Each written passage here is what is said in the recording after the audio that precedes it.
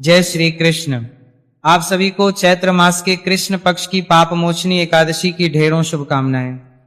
प्रिय दर्शकों, आज के इस वीडियो में हम बात करेंगे पापमोची एकादशी के विषय में। पापमोचनी एकादशी का व्रत किस दिन करना है, ये व्रत क्यों महत्वपूर्ण है, क्या महिमा है, शास्त्रों में पद्म पुराण में क्या लिखा है, भगवान क्या कहते हैं इस एकादशी के विषय में, कैसे ये व्रत करना चाहिए, इस व्रत की विधि क्या है, इस व्रत के नियम क्या है, पूजन कैसे करना चाहिए, किसने किया इस व्रत तो उसका उद्धार हुआ, और इस व्रत का पालन कब करना चाहिए। इस प्रकार से संपूर्ण शास्त्रीय जानकारी एकादशी के विषय में, आने वाली एकादशी के विषय में आपको प्रदान की जाएगी। जानकारी आरंभ करें उससे पहले आपसे निवेदन है कि वीडियो यदि थोड़ा सा भी उपयोगी लगे तो कृपया एक बार लाइक अवश्य कर दीजिएगा। अपने व्रत की सफलता के लिए और भगवान नारायण का आशीर्वाद प्राप्त करने के लिए कमेंट बॉक्स में अवश्य लिखिएगा जय श्री हरि या ओम नमो भगवते वासुदेवाय।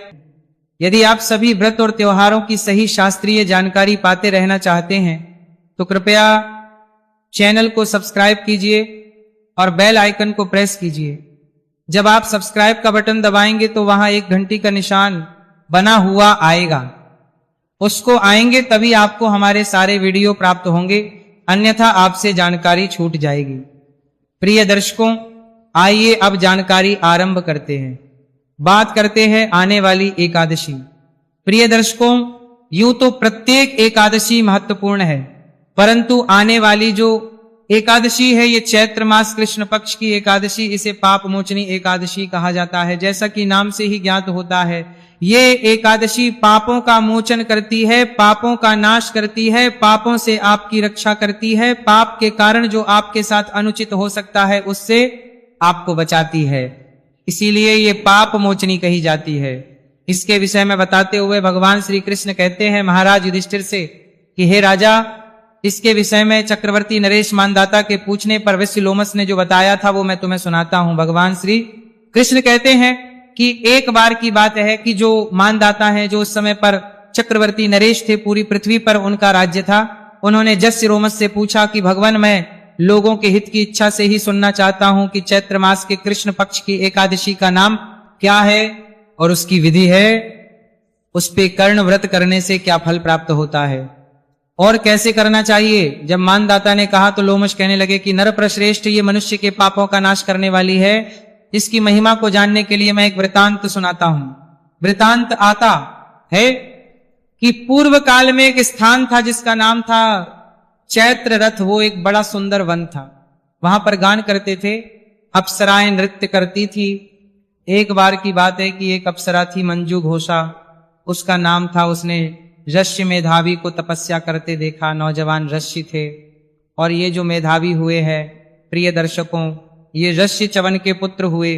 ऋषि चवन बड़े ही प्रख्यात ऋषि हुए हैं, हमारे जिनका वर्णन अनेकों पुराणों में भरा हुआ है। तो मेधावी जो है तपस्या कर रहे थे। अब मंजू घोषा ने सोचा कि अगर मैं इनके अधिक नजदीक चली जाऊंगी तो शायद क्या पता मुझे भस्म कर दे, तो वह दूर ही बैठ गई और दूर बैठकर ही वीणा बजाने लगी।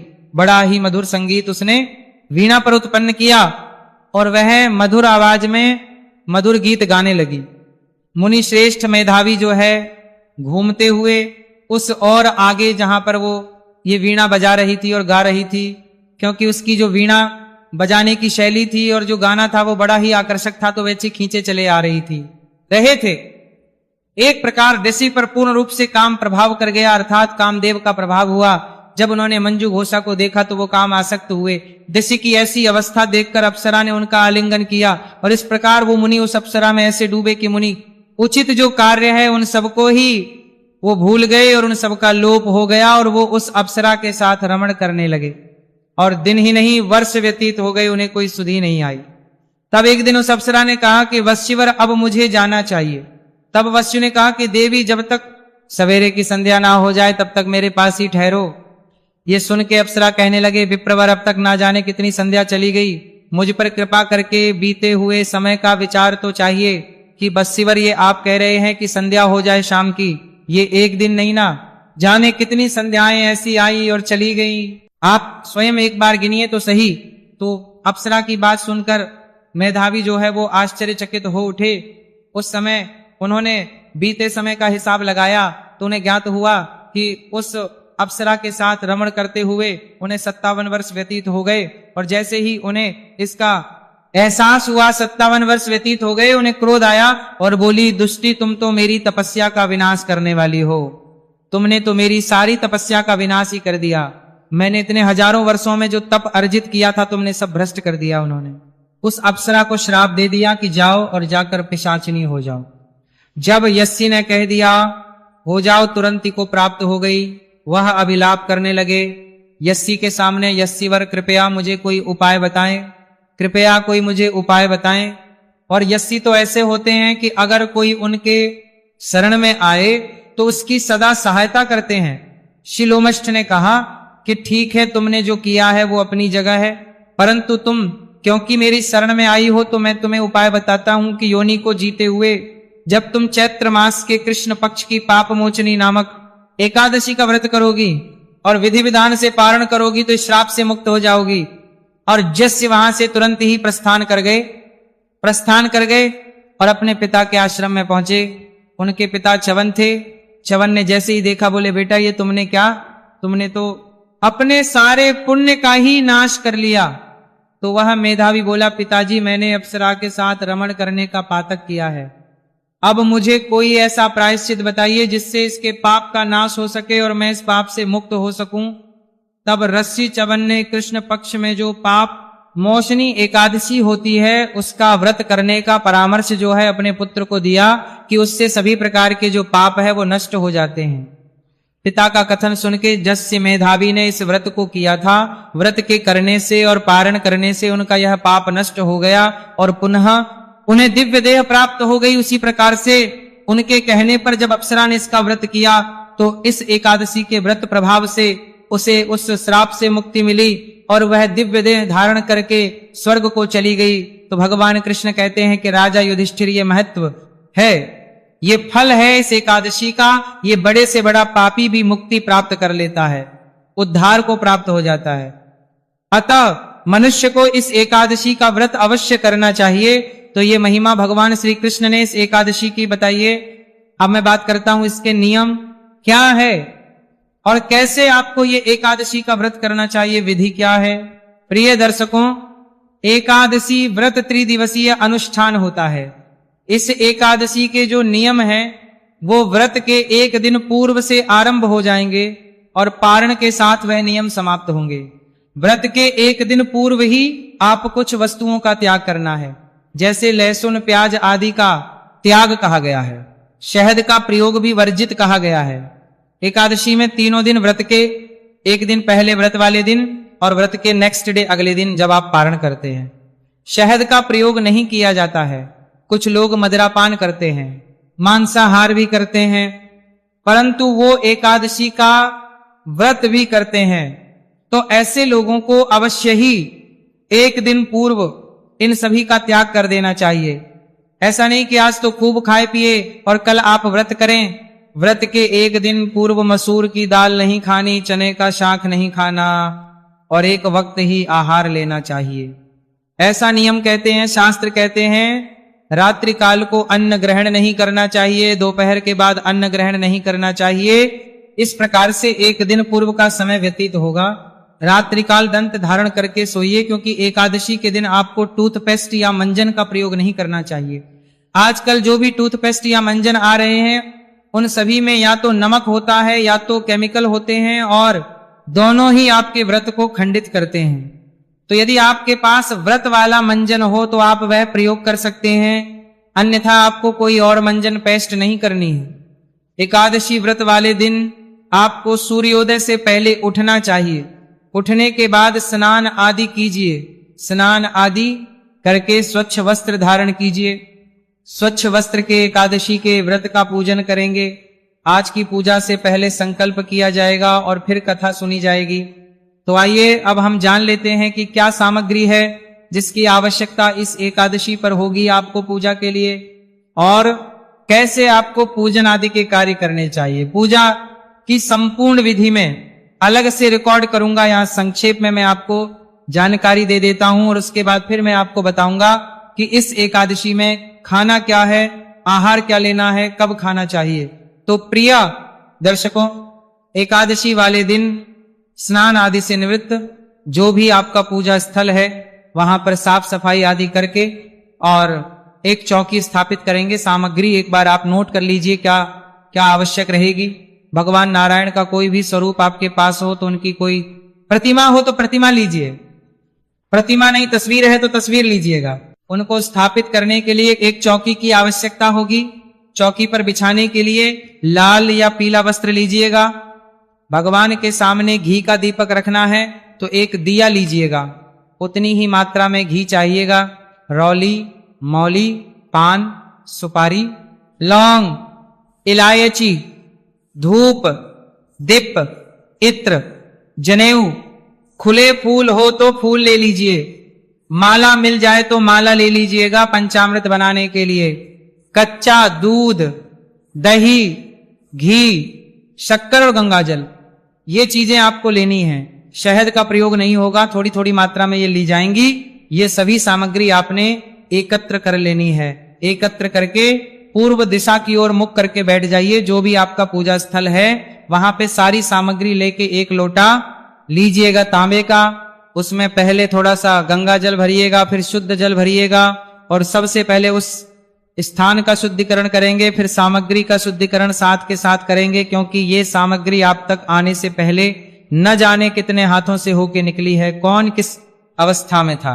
इसीलिए इसका शुद्धिकरण आवश्यक होता है। भगवान को अर्पित करने से पहले लोटे में जो जल भरा है फूल के माध्यम से उस जल के छींटे दीजिए सामग्री के ऊपर और उस स्थान पर जहां आपने पूजा करनी है।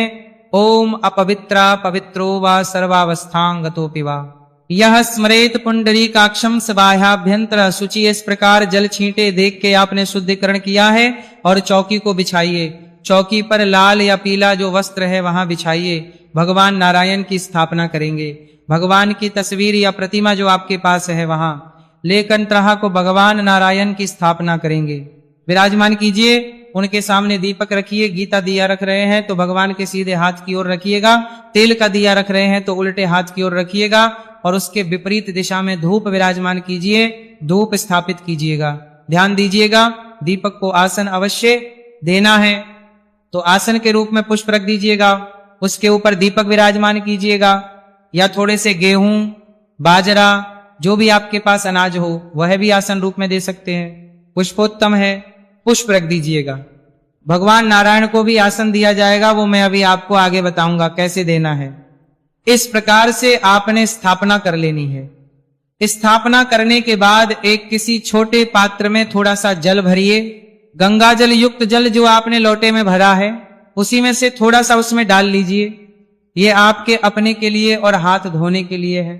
इस प्रकार स्थापना करके आपने पूजन करना है। पूजन कैसे करना है संक्षेप में वो भी एक बार समझ लीजिए। आसान लगा के बैठ जाइए।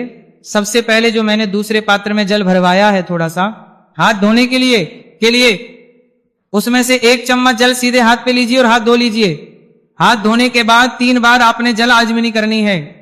1-1 चम्मच जल और चम्मच, बहुत बड़ा चम्मच, इतना चम्मच होना चाहिए जिसमें 2 बूंद जलाए, क्योंकि जो लोग व्रत करते है ना उनको ज्ञात हो कि निर्जला एकादशी व्रत में 6 मासा जल आचमनी के रूप में लेने में कोई दोष नहीं है। ये शास्त्र कहते हैं, क्योंकि आचमनी तो की ही जाती है पूजा में। तो 1-1 मंत्र पर 1-1 चम्मच जल, जिसमें 2 बूंद जल हो वहां आपको पी जाना है। ओम माधवाय नमः जल लीजिए, सीधे हाथ पे पी जाइए। ओम केशवाय नमः जल लीजिए, सीधे हाथ पे पी जाइए। ओम नारायणाय नमः जल लीजिए, पी जाइए। ओम माधवाय नाय नमः हाथ पे जल लीजिए और हाथ धो लीजिए। अब अपने आप को तिलक कीजिए, मौली बांधिए। पारिवारिक जन बैठकर यदि पूजन कर रहे हैं तो उन्हें भी तिलक कीजिए, मौली बांधिए। दीपक को प्रज्वलित कीजिए और धूप को प्रज्वलित कीजिए। धूप दीप जलाएं आपने। धूप दीप जलाने के बाद पुनः अपने सीधे हाथ पे जल लीजिए, हाथ धो लीजिए। अब आप सबसे पहले व्रत पूजन का संकल्प करेंगे, फिर हम भगवान का आवाहन करते हुए पूजन को बताएंगे। संक्षेप में बताएंगे, सभी मंत्रों के साथ नहीं, क्योंकि बहुत बड़ा वीडियो हो जाता है जब सारी पूजा विधि हम यहां बताते हैं तो संकल्प करने के सीधे हाथ पर जल लीजिए। पुष्प है तो पुष्प ले लीजिए। 1 रुपए का सिक्का दक्षिणा के रूप में रख लीजिए। अधिक जो रखना चाहे रख सकते हैं। 3 बार बोलिए ओम श्री विष्णु, ओम श्री विष्णु, ओम श्री विष्णु।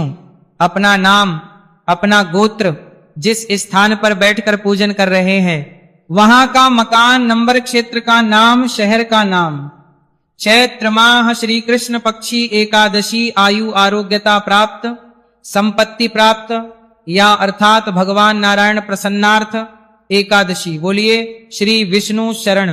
और यह संकल्प भगवान के चरणों में अर्पित कर दीजिए। संकल्प करने के बाद हाथ में 5 पुष्प ले लीजिए और भगवान से निवेदन कीजिए कि हे प्रभु, हे भगवान विष्णु, ये पुष्प मैं आपको आसन के रूप में अर्पित कर रही हूं या कर रहा हूं। आप इन्हें आसन के रूप में स्वीकार करें और यहां आके विराजमान हो, जिससे कि हम आपका पूजन कर सकें। इस प्रकार से वो पुष्प भगवान को अर्पित कर दीजिए, ये भाव रखते हुए कि आपने भगवान को पुष्प का आसन दिया है। अब वो आसन पर विराजमान हो गए हैं भगवान। अब आप भगवान का पूजन करेंगे। पूजन करने के लिए सबसे पहले भगवान को उपाध्य, फिर अर्घ्य, फिर आचमनी कराएंगे, स्नान कराएंगे, फिर पंचामृत से स्नान कराएंगे, पुनः शुद्ध तक स्नान कराएंगे। उसके बाद वस्त्र के रूप में मौली का टुकड़ा तोड़ के अर्पित कीजिएगा। इत्र लगाइएगा। इत्र को फूल पे लगा के अर्पित कर सकते हैं। तिलक लगाइएगा भगवान को। तिलक लगा के फूलों की माला, पुष्प अर्पित कीजिएगा। फूल माला, पुष्प आदि अर्पित करने के बाद भगवान को धूप दिखाइए, दीप दिखाइए और नैवेद्य के रूप में भोग अर्पित कीजिए भगवान को। भोग में आप मिठाई अर्पित कर सकते हैं, छतु फल अर्पित कर सकते हैं। आम का समय आ गया है, अगर आपके यहाँ आम उपलब्ध है तो भगवान को अर्पित कीजिएगा, या आप मिश्री, बतासा जो आपके पास है वो अर्पित कीजिए। भोग अर्पित करने के बाद आचमनी कराइएगा। 1 चम्मच जल लीजिएगा, भगवान को आचमनी के रूप में अर्पित कीजिएगा। आचमनी के बाद अर्पित किया जाता है तो तांबुल का जो है वो पान का पत्ता लीजिए, उस पे 2 लौंग, 2 इलायची, 1 सुपारी रखिए और भगवान को अर्पित कीजिए। शुभ दक्षिणा, जो भी दक्षिणा अर्पित करनी है वह दक्षिणा अर्पित कीजिए और हाथ जोड़ के भगवान को नमस्कार कीजिए। इस प्रकार से आपने आज के दिन की पूजा करिए। ये पूजा करने के बाद अब आपने एकादशी की कथा सुननी है। कथा सुनने के बाद विष्णु शास्त्र नाम का श्रवण करना है और फिर भगवान की आरती करनी है। ये तीनों ही चीजें आपकी सुविधा के लिए सदैव एक वीडियो में अपलोड करता हूं, एक ही में। उसी में कथा भी होती है, उसी में विष्णु शास्त्र नाम भी होता है और आरती भी, और वो थोड़ा फास्ट होता है, इसीलिए आपका समय भी बचता है। इसीलिए उस वीडियो को अवश्य देख लीजिएगा। कम समय में संपूर्ण कथा और शस्त्र नाम आदि आपको प्राप्त हो जाएगा। आरती करने के बाद फिर आप नियमों के अनुसार दिन को व्यतीत करेंगे। आगे के नियम ये हैं, शांत चित्त रहते हुए भगवान के चरणों में मन को लगाते हुए दिन को व्यतीत कीजिए। किसी के साथ अनुचित व्यवहार ना कीजिए, क्रोध ना कीजिए और ब्रह्मचर्य पालन करते हुए दिन को व्यतीत कीजिए। सायंकाल को कीर्तन करना चाहिए, कीर्तन की महिमा है। कीर्तन अगर आसपास कहीं मंदिर में होता है तो वहां जाइए। अगर आप कहीं ना जा सके या संभव ना हो या कीर्तन ही नहीं होता हो आसपास, तो मैं आपके लिए एक वीडियो भी अपलोड करता हूं। उसमें वो सभी पाठ और स्रोत होते हैं जो आपको कीर्तन का फल प्राप्त करने में सहायक होते हैं। क्योंकि भगवान नारायण कहते हैं कि जो नाच के, गा के, मृदंग आदि बजा के कीर्तन नहीं कर सकते, वो इन पाठों को सुन के कीर्तन का लाभ ले सकते हैं। तो उनको सुन लीजिएगा, वीडियो आपको प्राप्त हो जाएगा व्हाट्सएप पर अवश्य, क्योंकि मैं वहां सीधे लिंक आपको भेज देता हूं तो आसानी से आपको वीडियो मिल जाएगा। इसके बाद रात्रि जागरण की महिमा है। रात्रि जागरण में ध्यान देने वाली बात यह है कि कम से कम 2 बजे तक तो जागिए और ये जो पाठ स्तोत्र हैं उनका श्रवण कीजिए। रात्रि जागरण का मतलब ये नहीं है कि आप टीवी देखते हुए जाग रहे हैं, वो काफी है नहीं। भगवान की कथाएं सुनिए। अगर टीवी पर भी सुन रहे हैं तो भगवान की कथाएं या जो पुराण स्तोत्र होते हैं जो मैं अपलोड करता हूं उनको रात्रि जागरण में श्रवण कीजिए। आहार की बात करूं तो इसमें आपको अन्य तो खाना ही नहीं होता, फल आहार केवल लेना होनी चाहिए। नमक और मिर्च पूर्णतः वर्जित है। केवल फल और दूध पर अगर आप इस व्रत को करें तो श्रेष्ठतम रहेगा। इस प्रकार ये दिन आपको व्यतीत करना है। पारण के लिए अगले दिन आपको सूर्योदय से पहले उठ जाना चाहिए। उठने के बाद स्नान आदि करके स्वच्छ वस्त्र धारण कीजिए। पूजा स्थल पर पुनः पूजन कीजिएगा। पारण की पूजा विधि में आपको अलग से अपलोड करूंगा। उसमें विशेष होता है पुष्पांजलि और क्षमा याचना। यही है जो आपके व्रत के पुण्य को निर्धारित करती है, तो वह आपको अवश्य देखनी चाहिए। पारण कीजिए और उसके बाद ब्राह्मण को दान दक्षिणा आदि देने के बाद फिर आप व्रत का पालन कर सकते हैं। अब बात करते हैं कि इस एकादशी का व्रत किया कब जाएगा। ध्यान दीजिएगा, इस एकादशी पर कुछ ऐसी संभावनाएं बन रही है, क्योंकि ये सुबह सुबह शुरू हो रही है, तो ऐसे में लोग गलती कर बैठते हैं और लोग दशमी वेधा एकादशी कर लेते हैं।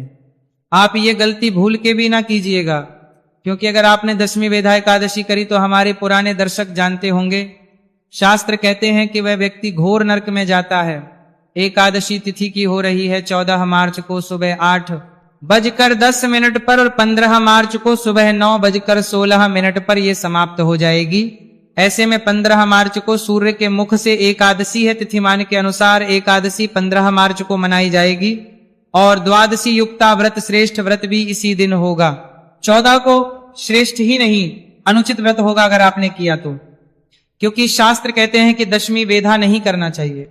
इसके विषय में मैंने विस्तार से दूसरे वीडियो में बता रखा है, वो आप देख लीजिएगा कि कैसे ये एकादशी आपको नरक में ले जाती है। शुभ मुहूर्त जो आ रहा है इसमें वो 9:30 बजे से और 12 बजे तक रहेगा। परंतु यदि कोई ऐसे हैं जिनको जल्दी जाना है तो ऐसा नहीं कि सुबह का योग कोई अशुभ है, एकादशी पूजन के लिए सुबह भी कर सकते हैं, पर उत्तम जो मुहूर्त है वो 9:30 बजे के बाद। पारण के लिए 16 तारीख को सुबह का 1.5 घंटा बड़ा उत्तम है, 6:30 से और 8 बजे के बीच में पारण करेंगे, कल्याणकारी रहेगा। ये थी एकादशी की जानकारी। वीडियो थोड़ा भी अच्छा लगे तो लाइक अवश्य कीजिएगा। अपनी राय देना चाहे कमेंट बॉक्स में लिख के दे सकते हैं। चैनल पर नए हैं सब्सक्राइब करते जाइएगा। भगवान सब पर कृपा करें। हरे कृष्णा।